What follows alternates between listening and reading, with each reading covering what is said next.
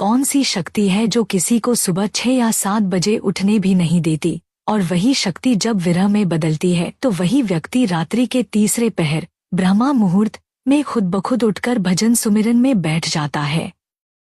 फर्क बस विरह का है, फर्क बस गुरु प्रेम का है।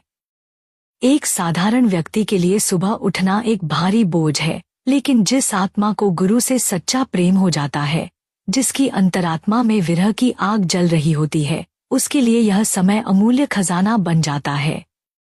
ऐसा प्रेमी तब तक शांत नहीं बैठ सकता जब तक कि उसे गुरु के अंतर दर्शन न हो जाए। यहाँ दर्शन का अर्थ केवल बाहरी आंखों से नहीं है, ये दर्शन उस भीतर की आंख से होते हैं जहाँ गुरु का प्रकाशमय स्वरूप प्रकट होता है। और उस दर्शन के लिए क्या करना पड़ता है? केवल एक स्थान पर बैठ जाना, अपनी सूरत को आज्ञा चक्र पर टिकाना और पूरी श्रद्धा से रात्रि के तीसरे पहर में भजन में लीन हो जाना। यही वो समय है संगत जी, जब काल की शक्ति भी हमें नहीं छू पाती। यह ब्रह्मा मुहूर्त है, एक ऐसा पावन काल जिसे ऋषियों, मुनियों, संतों और सिद्धों ने भक्ति के लिए सबसे उत्तम माना है। इस समय जब सारी दुनिया सो रही होती है, तब आत्मा और परमात्मा के बीच का रास्ता खुला होता है।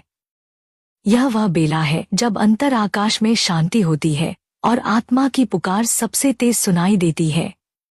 लेकिन अफसोस की बात है कि हम इस अमूल्य समय को भी नींद में गंवा देते हैं। हम सोचते हैं कल करेंगे, फिर किसी दिन उठेंगे, लेकिन संगत जी, एक बात याद रखिए, यह एक बार जो समय चला गया वह दोबारा लौट कर नहीं आता। हर दिन के साथ एक अमूल्य अवसर भी बीत जाता है। हम सब जानते हैं कि यह समय कितना पावन है, कितना दुर्लभ है, फिर भी हम इसकी कदर नहीं करते।